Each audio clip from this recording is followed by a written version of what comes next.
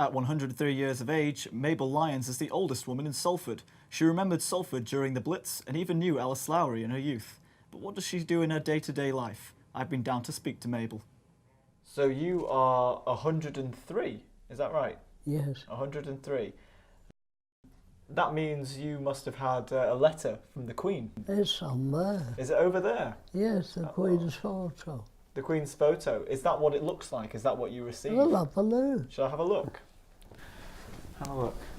I thought that when I was 100. You all get those when you're 100.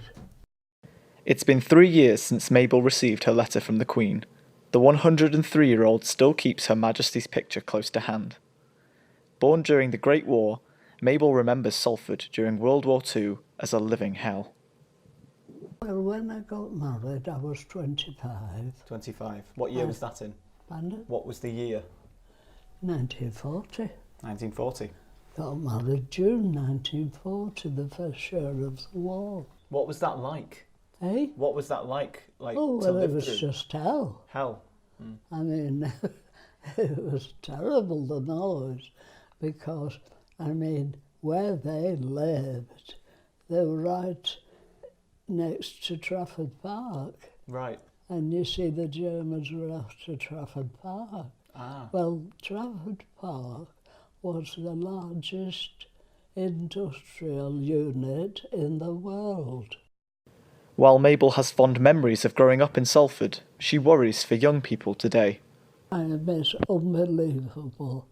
I never thought in all my life I would hear and experience such horrible times in a place like Salford.